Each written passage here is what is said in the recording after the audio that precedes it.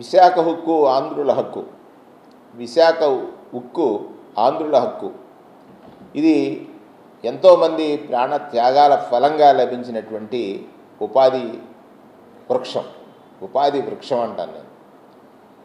అటువంటి విశాఖ ఉక్కుని ప్రైవేటైజ్ చేస్తానన్నప్పుడు జగన్మోహన్ రెడ్డి గారు అసెంబ్లీ తీర్మానం చేసి విశాఖ ఉక్కుని ప్రైవేటైజ్ చేయడానికి వీలు లేదు, ఇది ఆంధ్రుల హక్కు అనేటువంటి మాట చెప్పి వారు దాన్ని అడ్డుకున్నటువంటి పరిస్థితిని సాక్షాత్తు కేంద్ర ఉక్కు శాఖ మంత్రియే నిన్న ఒక ప్రకటన ద్వారా తెలియజేశారు. ఈ కూటమి నాయకులు అంటే ప్రజలకు ఏం చెప్పినా నమ్ముతారనేటువంటి అతి విశ్వాసమా, అతి నమ్మకమా, లేకపోతే వాళ్ళ అహంకారమా? కూటమి నాయకులు ఒకటే చెప్తూ ఉంటారు, జగన్మోహన్ రెడ్డి గారు ప్రధానమంత్రి గారు విశాఖపట్నం వచ్చినటువంటి సందర్భంలో ఆయన ముఖ్యమంత్రిగా ఉండగా మీకు నాకు రిలేషన్ ఒక్కటే, నా రాష్ట్ర ప్రయోజనాలే అని చెప్పాడు. విశాఖ ఉక్కు గురించి చెప్పాడు, ప్రత్యేక తరగతి హోదా గురించి చెప్పాడు, ఈ రాష్ట్రంలో పరిశ్రమల స్థాపన గురించి చెప్పాడు. మీకోసం మీకు మేము సహకరిస్తాం, మాకు మీరు సహకరించండి అనేటువంటి పరస్పర వ్యాఖ్యలు చేశారు. మరి నిన్న కాక మొన్న ముఖ్యమంత్రి గారు చంద్రబాబు నాయుడు గారు కేవలం ఒక్క మాట కూడా విశాఖ ఉక్కు గురించి మాట్లాడలేదనేటువంటి విమర్శల్ని ఎదుర్కొన్నాడు కదా. సరే, ఆనాటి నుంచి నేటి వరకు జరిగినటువంటి అనేక పరిణామ క్రమాలు ఇవాళ 11,400 కోట్ల రూపాయలు ఇచ్చారు. విశాఖ ఉక్కుకి విలువైన భూములు ఉన్నాయి, ఆ భూములు ఇస్తే ఇవాళ విశాఖ ఉక్కు 70,000 కోట్లకి ఎదిగేటువంటి పరిస్థితి ఉంది. ప్రైవేటైజ్ చేయాలనేటువంటి వారి తలంపుని విస్మరించుకుని, అంటే విడనాడి ప్రైవేటైజ్ చేయం, అవసరమైతే దీన్ని సెయిల్లో కలుపుతాం, లేకపోతే వారి డిమాండ్ ఏదైతే ఉందో 1200 రోజులుగా అక్కడ కార్మికులు చేస్తున్నటువంటి ఉద్యమం ఏదైతే ఉందో ఆ ఉద్యమాన్ని మేము గౌరవిస్తున్నాం, ఆ కార్మికులను మేము గౌరవిస్తున్నాం, ఉద్యమాన్ని కాదు కార్మికులను మేము గౌరవిస్తున్నాం, వారి జీవితాలు మాకు ముఖ్యం అనేటువంటి ఆలోచన చేసి ఉక్కు గనులకు సంబంధించినటువంటి అనేక ప్రైవేట్ సంస్థలకు మీరు గనుల్ని కేటాయిస్తున్నప్పుడు చంద్రబాబు నాయుడు గారు వెళ్ళి నిట్టల గారికి గనులు కేటాయించమని అడిగిన, ఇక్కడ చాలా సూక్ష్మం ఇది. చంద్రబాబు నాయుడు గారు ఎవరికి అడిగారు గనులు కేటాయించమని? నవీన్ మిట్టల్కి అడిగారు. మరి అదే విశాఖ హక్కు కోసం ఎందుకు అడగట్లే, ఎందుకు డిమాండ్ చేయట్లే, ఎందుకు ఆయన ఇన్ఫ్లుయెన్స్ ఉపయోగించట్లే? ఈయన మాట మోడీ గారు వింటున్నప్పుడు, వీరి మాట మోడీ గారు వింటున్నప్పుడు ఎందుకు దాని గురించి మీరు పాకులాట్లే? ఇవాళ జరిగిందైతే మీ గొప్ప, జరిగిందైతే జగన్మోహన్ రెడ్డి గారు తప్పు. ఎంతకాలం మీరు ఇలా పక్కవారిపై నెట్టి ప్రజలకి ద్రోహం చేస్తారు? మీరు చేయలేని పనుల్ని పక్కవారిపై నెట్టడం, జరిగిన ప్రతి పని పక్కవారు చేసిన మంచి పని కూడా మీరు చేసినట్టుగానే ప్రచారం చేసుకోవడం, అంటే గతంలో జగన్మోహన్ రెడ్డి గారు చేసినటువంటి ప్రతిపాదనలు కానీ జగన్మోహన్ రెడ్డి గారు చేసిన ప్రయత్నాలు కానీ ఇవాళ సఫలీకృతమయ్యాయి. ఈ సఫలీకృతమైన దానిలో మీరు క్రెడిట్ తీసుకుంటారు.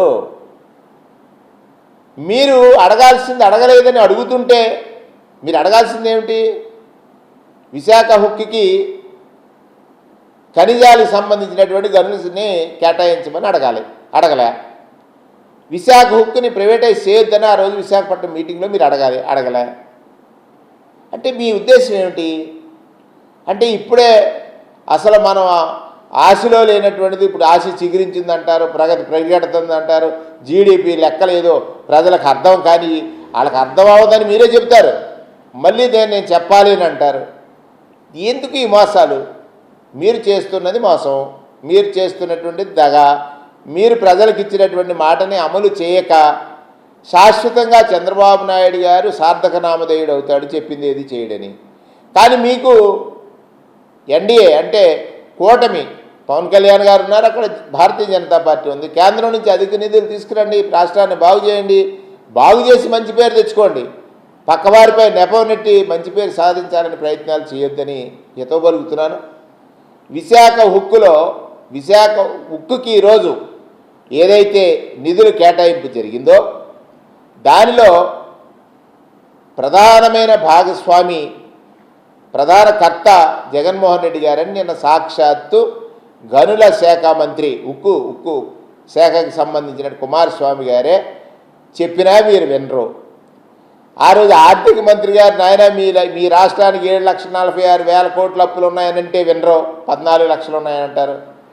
మరి ఇవాళ ఉక్కు శాఖ మంత్రి గారే చెప్తున్నారు దీంట్లో జగన్మోహన్ రెడ్డి గారి ప్రభుత్వం ఆ రోజు శాసనసభలో తీర్మానం చేసి అడ్డుకున్నది అనేటువంటి మాట, ప్రైవేటైజేషన్ అడ్డుకున్నది అనేటువంటి మాట చెప్పారు. మరి దాన్ని కూడా మీరు మీ ఖాతాలో వేసుకోవాలనేటువంటి ప్రయత్నం చేస్తూ ఉన్నారు. ప్రజలకు అన్నీ తెలుసు, వాస్తవాలు తెలుసు. ఇందులో ఎవరు చిత్తశుద్ధితో పనిచేస్తున్నారు, ఎవరు స్వార్థంతో పనిచేస్తున్నారు, ఎవరు లాభాపేక్షతో పనిచేస్తున్నారు, ఎవరు ప్రజా ఆకాంక్షలకు తగ్గట్టుగా పనిచేశారనేటువంటిది అందరికీ తెలిసిందే. ఈ 7 మాసాల మీ పరిపాలనా